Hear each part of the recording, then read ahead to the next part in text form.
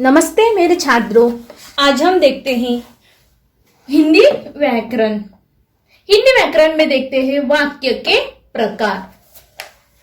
वाक्य के प्रकार तो देखते हैं वाक्य किसे कहते हैं।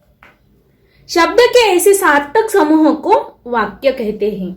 शब्द के समूह को वाक्य कहते हैं जिससे किसी विचार की पूर्णता प्रकट हो। जैसे सदा सत्य बोलो, समय बहुत बलवान है, सूर्य पूर्व में उदय होता है। ये हो गए वाक्य के उदाहरण। तो ये वाक्य के भेद दो प्रकार के हैं। एक है अर्थ की दृष्टि से और दूसरा है रचना की दृष्टि से। वाक्य के दो प्रकार होते हैं, अर्थ की दृष्टि से और रचना की दृष्टि से। तो पहले देखते हैं वाक्य के भेद अर्थ की दृष्टि से। तो कुल है अर्थ की दृष्टि से प्रकार 6 है। विधानार्थी वाक्य, निषेधार्थ वाक्य, प्रश्नार्थक वाक्य, आज्ञार्थक वाक्य, विस्मयाबोधिक वाक्य, संदेह सूचक वाक्य। ये हो गए अर्थ की दृष्टि से वाक्य के भेद। और है रचना की दृष्टि से। रचना की दृष्टि से 3 प्रकार हैं, संयुक्त है, मिश्र है और सरल। ये हो गए रचना की दृष्टि से 3 प्रकार। तो बच्चों पहले देखते हैं अर्थ की दृष्टि से। पहला प्रकार है विधानार्थ वाक्य। विधानार्थ वाक्य किसे कहते हैं? तो जिस वाक्य में किसी क्रिया के होने या करने की सूचना हो उसे विधानार्थ वाक्य कहते हैं। उसे विधानार्थ वाक्य कहते हैं। उदाहरण देखो तो देवांश बहुत बुद्धिमान है। दूसरा उदाहरण है सूरज आग बरसाने लगा। दूसरा उदाहरण है। ये हो गए विधानार्थ वाक्य किसे कहते हैं और उसके उदाहरण। दूसरा वाक्य है निषेधार्थ वाक्य। दूसरा है निषेधार्थक वाक्य। जिस वाक्य में किसी बात के न होने या न करने का बोध होता है उसे निषेधार्थक वाक्य कहते हैं। उदाहरण देखो तो तनिषा धूप में मत जाओ। ये हो गया निषेधार्थ वाक्य का उदाहरण। दूसरा है मगर सोनू में कोई हरकत नहीं हुई। ये हुआ दूसरा उदाहरण। तीसरा है प्रश्नार्थक वाक्य किसे कहते हैं? आपको तो पता ही होगा कि प्रश्नार्थक वाक्य जिस वाक्य में किसी प्रकार का प्रश्न किया गया हो उसे प्रश्नार्थक वाक्य कहते हैं। जिस वाक्य में प्रश्न किया गया हो उसे प्रश्नार्थक वाक्य कहते हैं। उदाहरण देखो तो नीरज घर कब आएगा। ये हो गया प्रश्नार्थक वाक्य। दूसरा है दादी सोनू को क्या हो गया। ये हो गया प्रश्नार्थ वाक्य का दूसरा उदाहरण। आगे है आज्ञार्थक वाक्य किसे कहते हैं? जिस वाक्य में किसी भी प्रकार के आज्ञा या प्रार्थना का बोध होता हो उसे आज्ञार्थक वाक्य कहते हैं।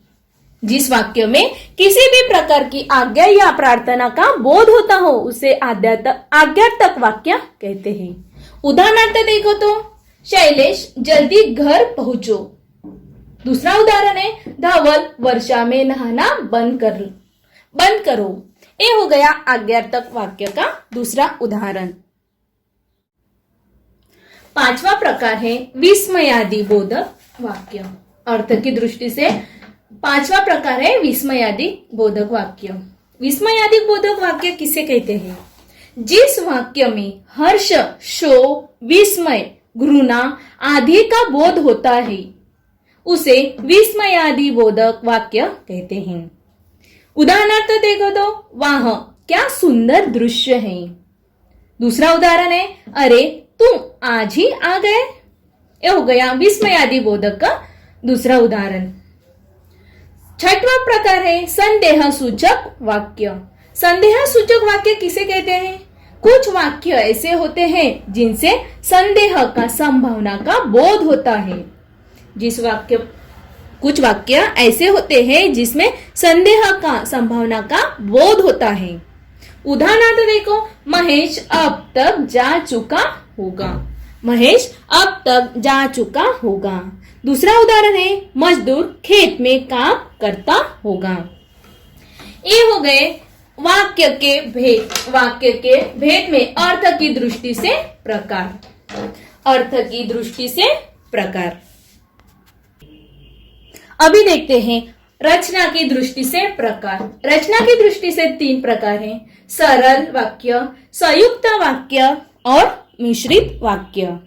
उसमें पहला प्रकार देखते हैं, सरल वाक्य किसे कहते हैं। सरल वाक्य जिस वाक्य में एक ही मनुष्य क्रिया हो। जिस वाक्य में एक ही मनुष्य क्रिया हो उसे सरल वाक्य कहते हैं। उदाहरणार्थ देखो तो, मोर नाच रहा है, ये हो गया सरल वाक्य। जिस वाक्य में एक ही मुख्य क्रिया है, मोर नाच रहा है। दूसरा उदाहरण है, सचिन दिल्ली चला गया। इस वाक्य में भी एक ही मुख्य क्रिया है, सचिन दिल्ली चला गया। अभी देखते हैं दूसरा वाक्य। दूसरा प्रकार कौन सा है, संयुक्त वाक्य। रचना की दृष्टि से दूसरा प्रकार है संयुक्त वाक्य। संयुक्त वाक्य किसे कहते हैं। संयुक्त वाक्य में 2 या 2 से अधिक सरल वाक्य जैसे और, परंतु, तथा आदि जैसे जुड़े होते हैं उसे संयुक्त वाक्य कहते हैं। उदाहरणार्थ देखो, मैं कल बीमार थी इसीलिए स्कूल नहीं आ सकी। ये हो गया संयुक्त वाक्य। दूसरा उदाहरण देखो तो, सुकेशी से मैंने कल मंगवाए। मैंने फल मंगवाए थे। सुकेशी से मैंने कल फल मंगवाए थे परंतु वह लाई नहीं। ये हो गया संयुक्त वाक्य। तीसरा प्रकार है मिश्रित वाक्य। मिश्रित वाक्य किसे कहते हैं। जिस वाक्य में एक प्रधान और शेष आश्रित उपवाक्य हो। जिस वाक्य में एक प्रधान और शेष आश्रित उपवाक्य हो उसे मिश्रित वाक्य कहते हैं। उदाहरणार्थ देखो, यह वही घड़ी है जो ऐश्वर्या ने लाई थी। ये वाक्य में एक प्रधान वाक्य है और एक शेष आश्रित उपवाक्य है। दूसरा उदाहरण है, पारुल ने कहा था कि वह पचमढ़ी जाएगी। पारुल ने कहा था कि वह पचमढ़ी जाएगी। ये हो गया मिश्रित वाक्य। बच्चों, आज हमने देखा है वाक्य के प्रकार, अर्थ की दृष्टि से और रचना की दृष्टि से। रचना की दृष्टि से 3 प्रकार देखे हैं, सरल वाक्य, संयुक्त वाक्य और मिश्रित वाक्य। अर्थ की दृष्टि से देखे हैं 6 प्रकार, विधानार्थ वाक्य, निषेधार्थ वाक्य, प्रश्नार्थक वाक्य, आज्ञार्थक वाक्य, विस्मयादिबोधक वाक्य और संदेह सूचक वाक्य। ये हो गए अर्थ की दृष्टि से प्रकार।